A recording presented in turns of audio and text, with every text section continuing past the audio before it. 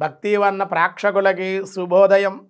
21/11/2025 స్వస్తి శ్రీ చాంద్రమ విశ్వావసునామ సంవత్సరం, దక్షిణాయనం, హేమంత ఋతువు, మార్గశిర మాసం, శుక్లపక్ష పాడ్యమి, శుక్రవారం.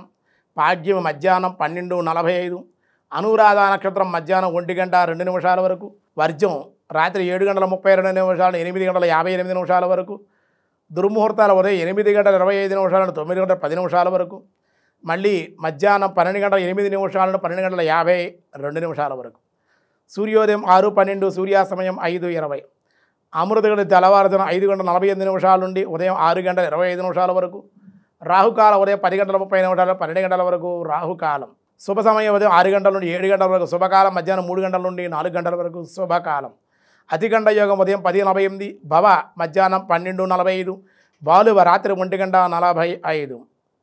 ఈ రోజుతోటి కూడా కార్తీక మాసం పూర్తయిపోయి చివరి రోజు స్నానాలు ఇవాళ చేసి అన్ని దానాలు కూడా చేయాలి. అందులో భూదానం, గృహం లేని బ్రాహ్మణుడు భూదానం చేయడం, మన దగ్గర భూమి లేకపోతే డబ్బులు లేని 25 లక్షలు 50 లక్షలు అవి గురువుగారు ఇల్లు కొనుక్కోండి అని చెప్పి ఆ డబ్బులు ఇవ్వడం, వాళ్ళ ఇల్లు కొనుక్కోమని చెప్పడం, లేదా గోవులు దానంగా ఇవ్వడం, లేదా చక్కగా స్వయంపాక వాళ్ళకి ధాన్యం సంవత్సరం పొడుగునా వాళ్ళు బతకడానికి ఏదైనా బ్రాహ్మణులకు ఇవ్వడం, ఆచార్యులు గారికి కానీ ఏదన్నా, అలాగే పేదవాళ్ళకి అన్నదానం, వస్త్రదానాలు, ఇలా మంచి మంచి కార్యక్రమం, నూతులు తవ్వించడం, గోతులు ఉపనయనాలు చేయించడం, వివాహాలు చేయించడం పేదవాళ్ళకి, ఇలా మంచి మంచి కార్యక్రమాలు అంటే ఈవేళ పోలీసు వర్గానికి పంపించే కార్యక్రమం చేయాలి.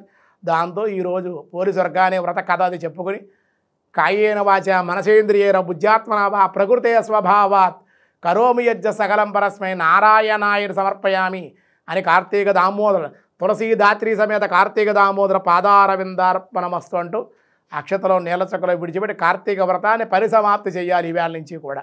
అలాగే ఈవేళ నుంచి కూడా కార్తీక మాసం వెళ్ళిపోయి మార్గశిర మాసం ప్రారంభమైందన్నమాట. మాసానాం మార్గశీర్షోహం అన్నాడు పరమాత్మ. మార్గశిర మాసాన్ని నేనే అని స్వామి చెప్పడం జరిగింది. అందువల్లే రామదేవుడు వ్రతాలని, మార్గశిర లక్ష్మీవార వ్రతాలని ఇవన్నీ ఉంటాయి, పూజలు నోములు ఇవన్నీ కూడా చాలా విశేషమైంది మార్గశిర మాసం కూడా. దినారంభ చక్రంలో ఈరోజు ముందుగా మేషరాశి వారు వృత్తి వ్యాపారాల్లో సమస్యలు, అధిక ధన వ్యయ సూచనలు ఉన్నాయి. వృషభరాశి వారి దైవభక్తి, తీర్థ పుణ్యక్షేత్ర సందర్శనలు, మానసిక ప్రశాంతత.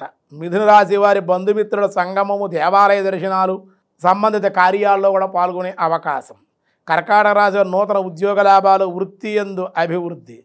సింహరాశి వారి నూతన వస్త్ర లాభాలు, వాహన యోగం. కన్యారాశి వారి వివాహ ప్రయత్నాలు, స్త్రీ సౌఖ్యం, బంధు సంగమం. తులారాశి వారి ప్రయాణ లాభాలు, బంధుమిత్రులతో ఇష్టాగోష్ఠి. వృశ్చిక రాశి వారికి ధనలాభం, కొత్త ఆహ్వానం అందుకునే అవకాశం.